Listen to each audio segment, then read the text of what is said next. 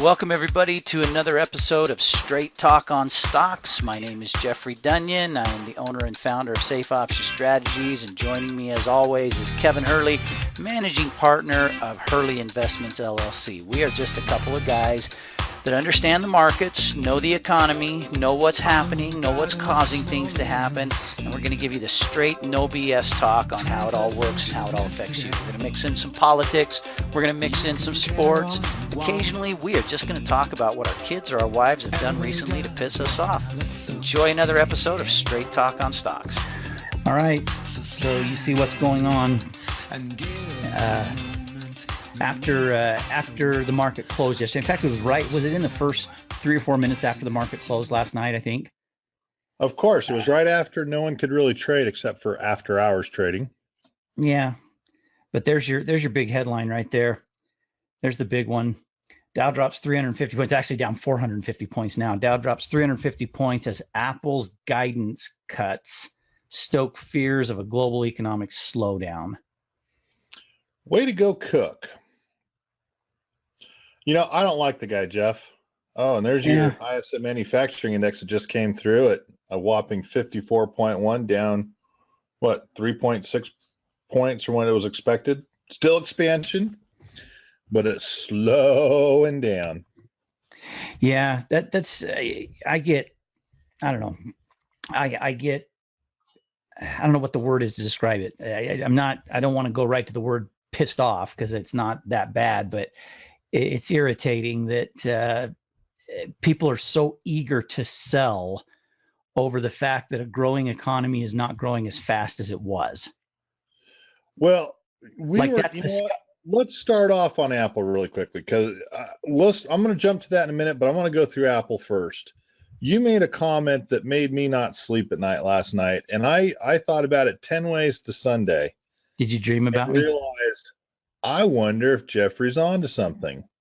You made the comment about, and I won't call it conspiracy theory. All right, do you want me to tell everyone? Do you want me to tell everyone my conspiracy theory? Can I? Yeah, let's hear it. Let's bring it out. Let's start with that. When I was I'd been trading for maybe 10 years or so. When Apple started to become more of a breakout company, they started to become the darling of Wall Street. What was this? Like maybe 2003? When did the first iPhone come out? 2003, 2004, somewhere in there. You looking it up? I'm trying to.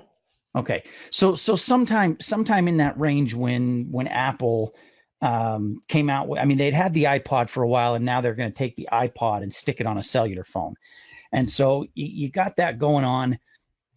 And what I noticed, or what I started to notice, is that compared to a lot of other companies, Steve Jobs was masterful because I use the word masterful because I think he did this in a way that few people saw it the way I saw it. And I consider myself the smartest man in the world. So that's why I say masterful. Anyway, guidance, every time Apple reported their earnings, it seemed like they guided really low, but not so much so that it made people suspicious. The commentary that I would remember hearing is, they're cautious on their guidance. There would always be some reason why they weren't going to do as much revenue. They weren't going to sell as many new units as what analysts were expecting. And then every time they would report, it would be this monstrous crushing number. I mean, they beat the numbers so ridiculously that more often than not, there were a few exceptions, but more often than not, Apple stock would just take off to the upside. It would just go crazy after an earnings report. And Jobs was good, and he was clever in the way he would word it. And you just kind of knew going into an earnings report that they were going to have amazing numbers and they were going to guide low for the next quarter. So let me ask you a question then. Let me interrupt you and ask you a question. Are you saying Tim Cook is that bright? No, I think Tim Cook is one of the least bright CEOs on planet Earth for a big company, because it's taken him how many years at the helm to start to figure out what came so naturally to Steve Jobs? Because here's my conspiracy theory. All right, this is it.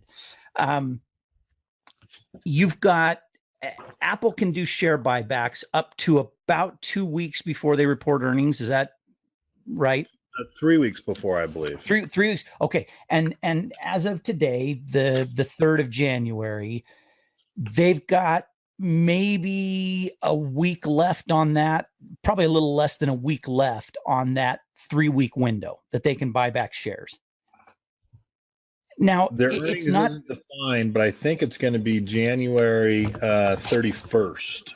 Okay, January 31st, February 1st, somewhere right in there. And that's consistent with what they've been doing for the last several quarters. It's been, the last day of the month or the first day or two of the following month. So 31st, 1st, 2nd, somewhere right in there, they're going to report. They're down to about a week for stock buyback. Now, I think if my understanding of how a big company like this does stock buyback, their prices are already set for what they can buy back shares at. So in other words, they cannot purposely tank their stock so that they can buy a whole bunch of it back at a way cheaper price. I believe, in spite of their daily incompetence, I think the SEC might just have some things in place that protect from a company doing that. Am I wrong in that assumption? You are correct. Okay, so what I think is going on is this. Apple knows it's going to miss on its numbers when it reports. Okay, I don't think they're making up the data about sales being down in China, about sales being down specifically because of China's economy slowing down, and some of it they want to blame on trade tariffs and so forth. But I don't think they're making up that data. What I think Tim Cook has figured out, or is starting to figure out after all this time at the helm, is that he can help a bunch of his rich cronies profit from Apple by tanking the stock, making the announcement. Not that the announcement is made up or BS, but making the announcement 4 weeks before they report earning, giving that stock a chance to come down another 10, 15%, 20% between now and wherever it ends up bottoming out. And then he's going to have all of his rich buddies that can climb back in preparation for an earnings report that will now beat the numbers because of the crazy, ridiculous lowered expectations. That's my conspiracy that kill his theory. credibility if he says, hey, our revenue is only going to be $84 billion, just 84, not 89. Doesn't that kill his credibility, though, if he comes in at now 87, 88, and he's not trustworthy? It kills the whole idea there, doesn't it? How does it kill the idea? Because what does he say? Okay, I'm trying to picture myself being the CEO of a big gigantic company. What does he say to his shareholders when in a conference call on January 31st or February 1st, when their numbers come in at 87 billion instead of 84 billion, and he says, "Wow, we're so proud of what we did with iTunes, or we're so proud of what we did with Apple Pay, and it really exceeded our expectations, and we really made up for the loss in revenue on iPhone sales that we were projecting with a surge in this." No, do you think he loses his credibility when he does that?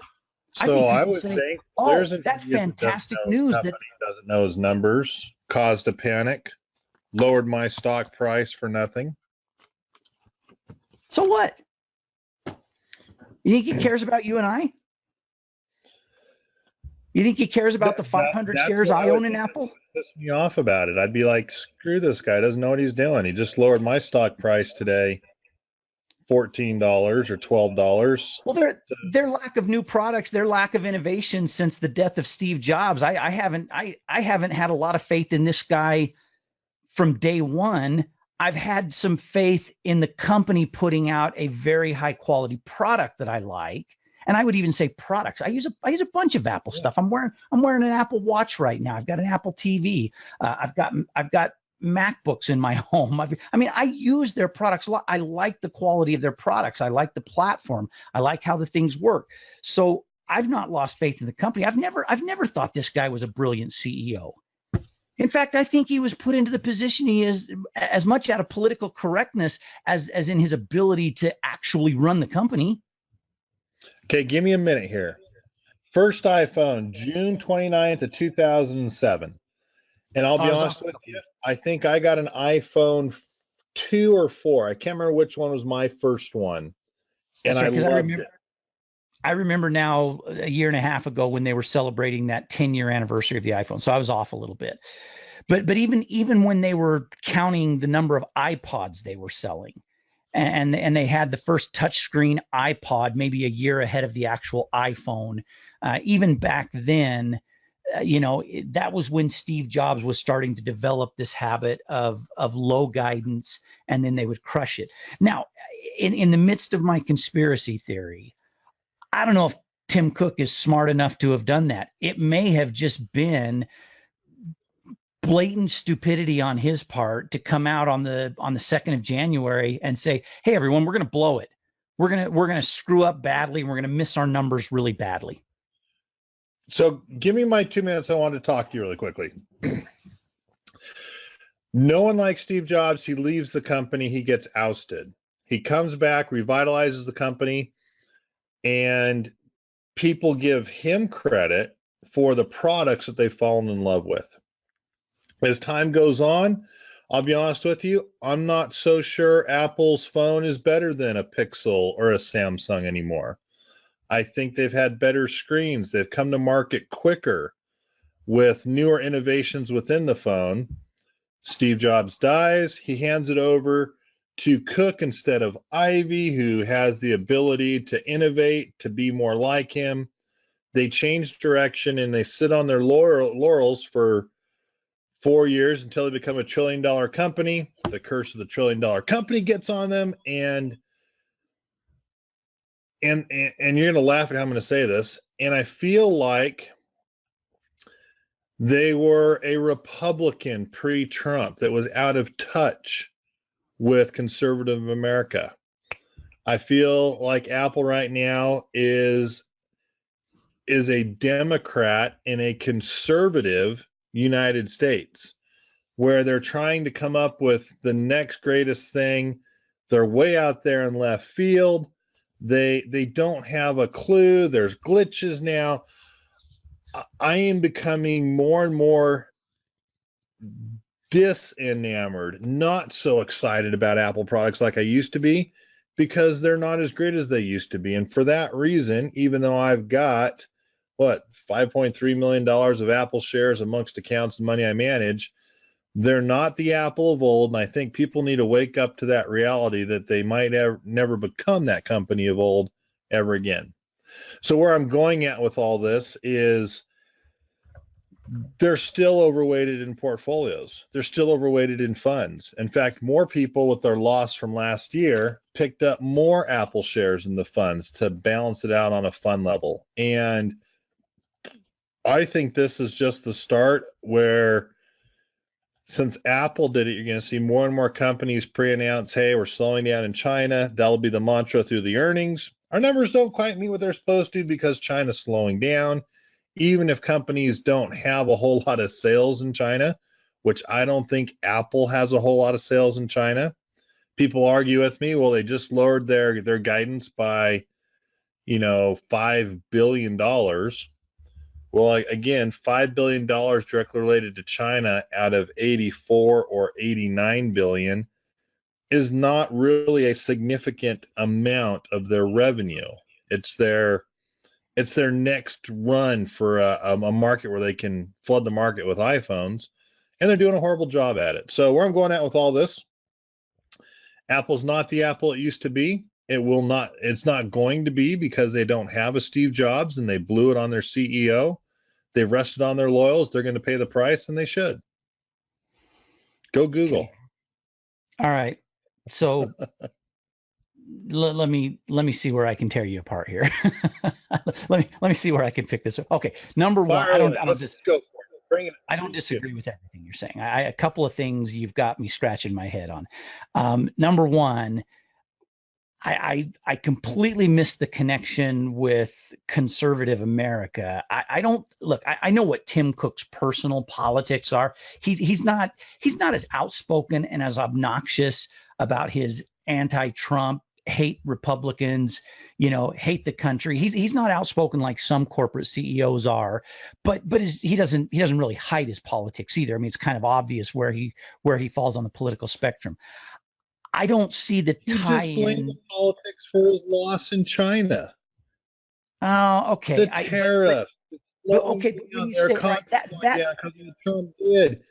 All right, that makes sense to me. He blamed his company's losses on a policy that we've needed for a decade or more. Okay, that part of it I get, but when you said he's out of touch with conservative America, that doesn't compute. That to me that made no sense. Apple being number one, conservative America is 35% of the country, and liberal loony America is 35% of the country, and the other 30 is sticking their finger in their mouth, holding it up into the wind, and whatever the latest headline is they've seen is what's pushing their politics, because they're basically clueless. I love these people that think they're all self-righteous, saying, "Oh, I'm independent." That means you're an idiot. That's independent equals I'm too stupid to have a political opinion and to take a stand on anything. But that's a completely so when you say out of touch with conservative America, that part I don't get. I get what you're just saying now, and I agree with the idea that he wants to throw some of the blame, or cast at least part of the blame, if not all the blame, on our current political policies towards China. We're the reason China's economy is slowing down. We're the reason that's hurting the iPhone. I mean, you can connect those dots pretty easy. You can say, okay, Trump is slapping tariffs on China. China's economy is shrinking because of that. And as a result, they can't buy as many iPhones because they're not selling as many rice patties and to the rest of the world. And so, that's what's causing the problem. Okay, I get that. And there may be some truth to that. We could have a whole additional conversation. We could have a completely separate conversation if we wanted to about China. Conservative America wants an iPhone that's gonna work, that doesn't need upgrades and 4 or 5 patches to it. They don't want it slowing down, that it can't work more than 2 years. But again, you're conflating two different things. Conservative America, well, so does liberal America want a product that's going to work, and that they don't have to upgrade continually, and that they don't have to, have all these patches to. Greatest and wants to look pretty. If it works or not, it doesn't matter. See that. Yeah, I just don't. That's just you're making stuff up. That's off in left field. Great. So here's the thing. I'm going to circle back for just a second to my conspiracy theory. I'm not going to go over the whole thing again. Here's the thing. I say it partially in jest. But the reality is, I don't know if Tim Cook is smart enough to actually calculate that this is a way I could help out. Okay, let me add the one part that I kind of missed on my conspiracy. Do you really think, in spite of all the SEC rules and laws on insider trading, do you think a guy like Tim Cook, when he's had a few of his Shirley Temple cocktails or whatever prissy little drink he drinks, do you think at some point in time he's not saying to some friends of his who are not Apple employees, boy, our stock is going to take a hit tomorrow because I'm going to announce that we're going to we're going to lower our guidance, and we're going to lower it dramatically, and our stock's going to be down 10, 15% from where it's at right now before we get to our earnings report at the end of the month. And some of those people are going to say, well, the 1,000, the 1,500, the 2,000 shares that I have in Apple, which is, maybe small potatoes compared to the Warren Buffetts and some of the mutual funds and hedge funds, they're looking at that and saying, so what Drunk Tim is saying is that I should watch for a strong support level, or watch for another 10 to 15% drop, and I should load up on Apple, because Tim is then giving me a little wink and a nod, and saying, yeah, and then when all the analysts lower their expectation for us, we're going to knock it out of the park at the end of the month. Now I'm making all of this up, obviously, but to think that kind of stuff doesn't happen, To think that a big high profile CEO is not talking to his spouse or his partner, is not talking to his friends, is not having a conversation with his son or daughter, or I mean, to think that doesn't happen, and I mean, that's just ludicrous. That's absolutely insane to think that is not going on. And a smart person, someone who's just a little bit astute, who's a little bit in tune, is going to say, oh, Tim just kind of gave away something accidentally, wink, wink. Tim just gave away something about Apple stock going way down. I'm going to call my broker tomorrow and say, hey, watch for Apple to drop about 10% and then load up. That's ultimately where I'm going with the theory, is that I don't think and that's why I asked you the question about, I don't think Apple can tank their own stock and then still buy at a lower price, because any buyback orders they're going to put in as a company, I'm guessing that they've already had to do that. They've already had to clear that with the SEC, and those prices are already set.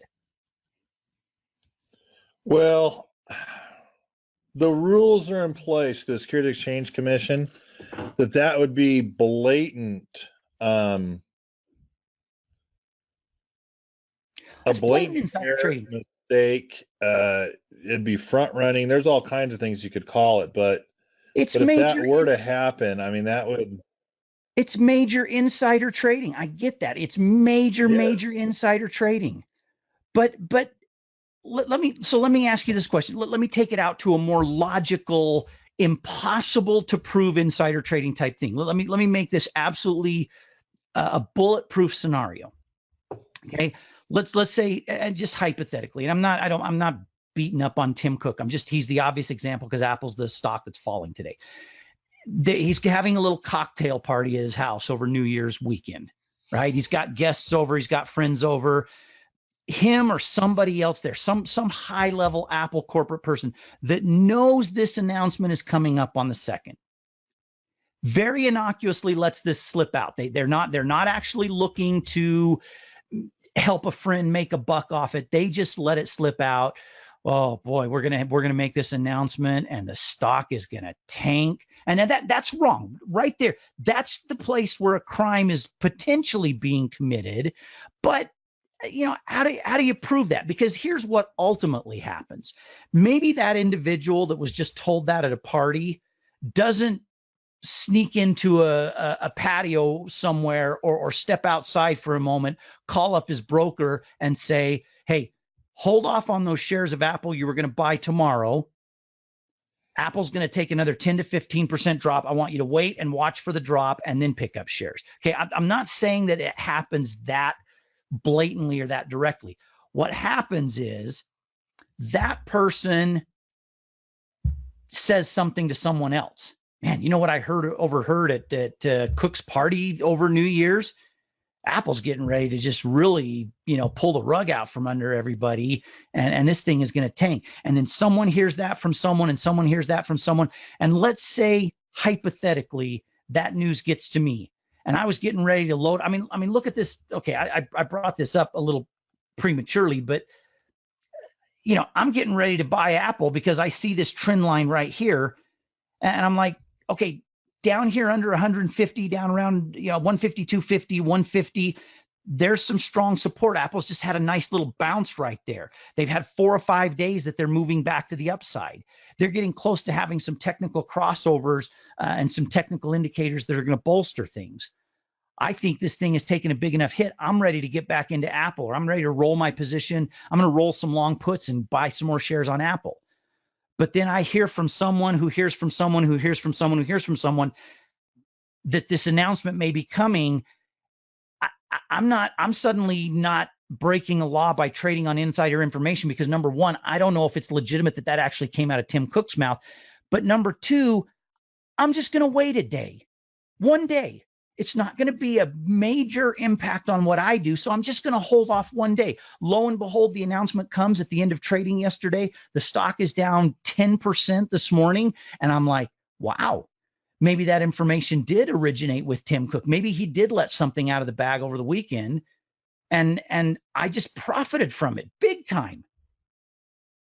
Now that's less conspiracy because that's kind of that. I mean, that's not so much conspiracy. That's just people being too stupid to know when to keep their mouths shut. And word gets out, and some people are smart enough to profit off it, and others aren't. That's all I'm saying. That's all it is.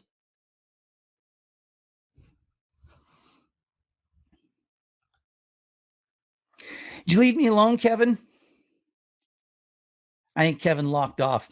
He may have logged off inadvertently, so I'll run solo with this. All right, here's the other thing that was bugging me this morning. And this has been the case for a while.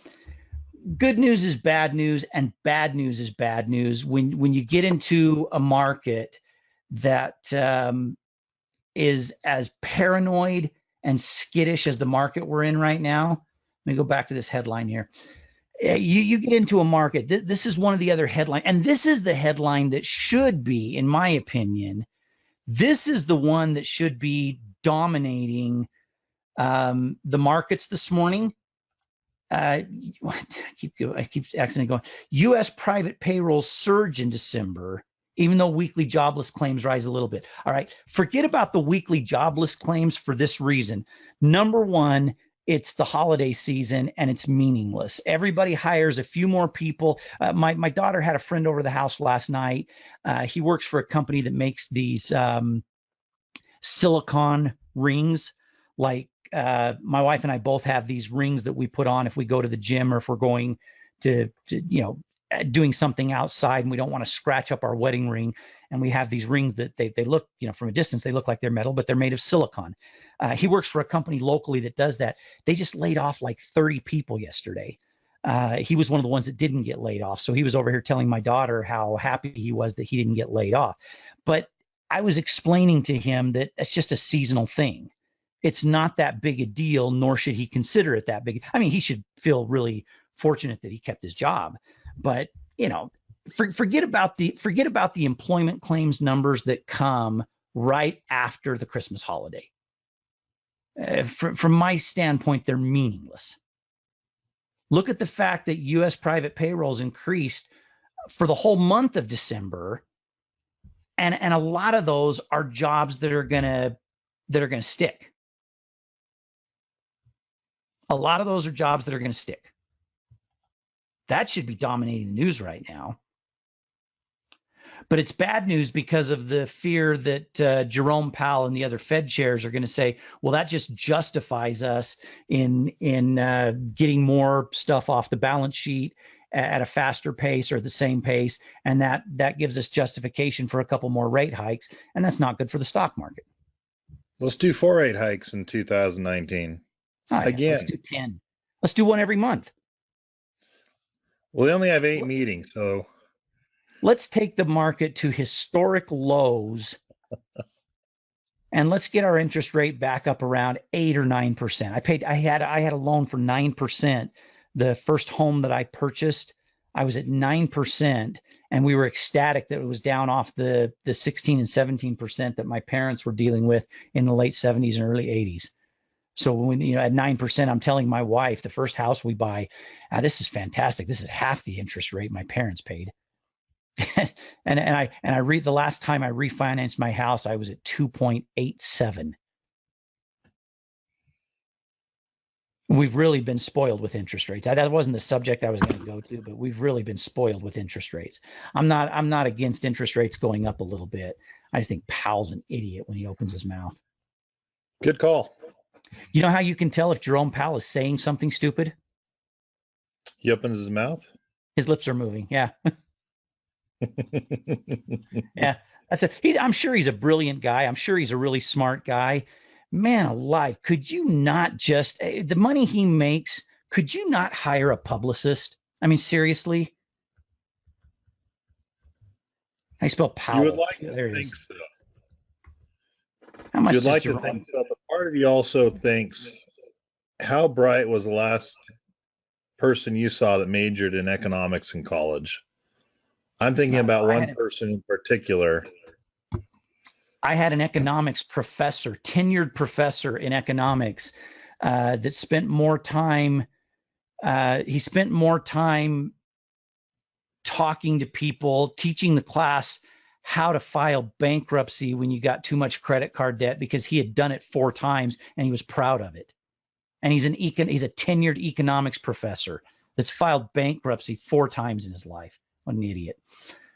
Well, the economics guy I was thinking of was a salesman and thought he was a good salesman, about 5'7" from New York. Oh, yeah. Anyway, so I don't know what he makes per year, but Jerome Powell is worth 112 million. Here's my point. Here's the reason I looked that up. Hire a freaking publicist. Hire a speaking coach. Holy crap, for just a fraction of what he makes, I would be happy to consult him on saying, hey, Jerome, hey, Jerry, when you get in front of the microphone, how about you not stick your foot in your mouth and say stupid stuff that's going to tank the market? You can still do what you're planning on doing policy-wise, but how about you just not be an idiot in the way you deliver it? You're allegedly a smart guy. It'd be nice. Anyway, not going to happen, but it'd be nice. No, he's too stupid. Look at that. There's your fresh lows of the day. 581 points down. Nice, man. Nice. All right. Well, there you have it. Let me go on a rant today, Jeffrey. And there's what's going on today. Good stuff. Fun stuff. Out of curiosity, I wonder if you'd ever find someone that put in a bunch of protection on Apple before it fell and find out they were related to Cook in some way, shape, or form, dinner party.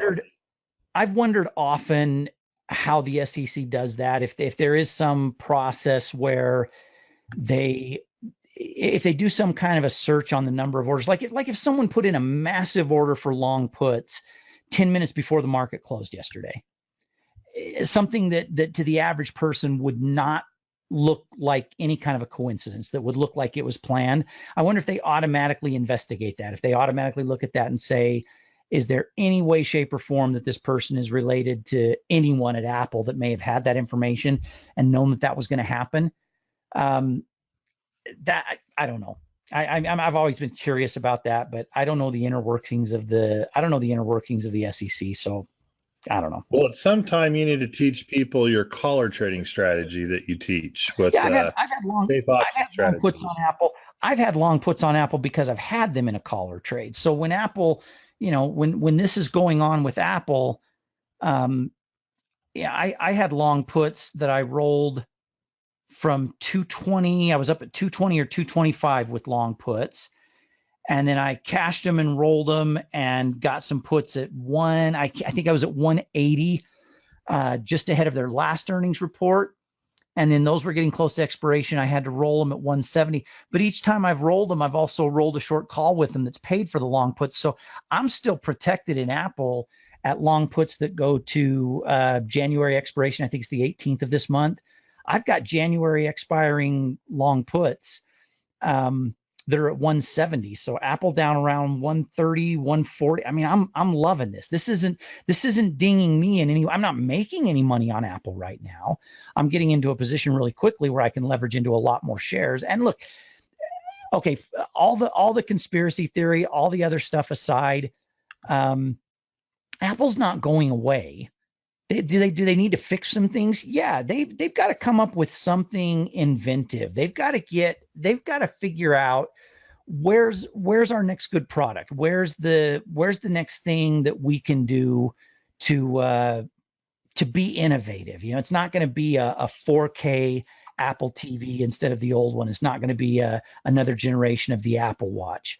They've got to do something. The iPhone's got to have some kind of a big breakthrough, some radically different design, something big. But even in the absence of that happening, you've got a company that is, in fact, it's not hype, it's not make believe. They are massively growing their services. This is a money printing machine. And that's not going to change. What I think is going to change is Apple going from being one of these growth stocks to a value stock. People are going to start buying Apple to anchor a portfolio, not to grow a portfolio. That's just, it's, that's what's changing. There's going to be other companies that are innovating things that are going to be the next darlings of the stock market for terms of massive growth stocks. So Apple's not going away. It'll come back. And it won't be long. I mean, when I say they're not going to be a growth company, they're not going to be a company that grows 100% in a year like they have had, like they've done before in the past. They're going to be a company that if the Dow is up 20% in a year, Apple's going to do 25%. If the Dow's up 10%, Apple's going to do 12 or 13. That's the kind of company they're going to be. Well, just remember, how long can they stay out of favor until, what am I trying to say? They were out of favor for years and they should have been at a much higher price. And I really had to fight for some clientele to stick with them. They're a good company. And then it seems to me they ran from like 250 up to 770 in a 6 to 9 month period. They just shot up. Yeah. So I guess the question is, how long can people stay with Apple while the market's irrational? How long can you stay solvent or take losses in your portfolio, especially if you don't know how to protect, until Apple bounces back? It's going to be a challenge, I think, for the next year. I think 2019 will be a very volatile year. It could be higher at the end, but I think it's going to be twice as bad as what we just went through in 2018. A lot of stimulus, a lot of QE to pull out of the market, a lot of manipulation that the market has to catch up with. Yeah, this is insane. Here we go again. Rising fears of, what does that say? Rising fears of an economic slowdown, not a contraction, an economic slowdown. Pull your heads out, people. There's a big difference. An economic slowdown that's not the sky is falling. Quit being Chicken Little and running around panicking. These algorithm traders. This helps out my business though, where I manage money through a protective hedge fund strategy by using those options to buy the right to sell a stock at a certain price for a certain period of time. You know how important this is for all of your students who've gone through your education. If people want to stay in the market and they don't know how to hedge a position, this is not the right time to be in the market. It's as simple as that. What's that one guy's name? I sent you that article yesterday. What's that guy's name that's been like the hedge fund master of Wall Street for a decade or more, and he lost 37% last year? The Dow's down 6% and he lost 37%. David Einhorn, I think. Do you think he's just made a killing off of the fact that he wasn't any smarter than anyone else? He just took advantage of a 10-year bull run, made him look like a genius. He got lucky with gold way back when, and he's been eating it ever since. The point I'm making is he's no smarter than anybody else that has a computer and knows how to use it. Because I didn't lose 37% last year. I made money last year. So he's an idiot. All right, Kevin, we both got a lot of stuff to do today. Let's wrap up. Appreciate you having me with you. Let's Thank you very much for getting some things off my chest this morning, and I will see you tomorrow. Let's do it again. See ya. Bye-bye.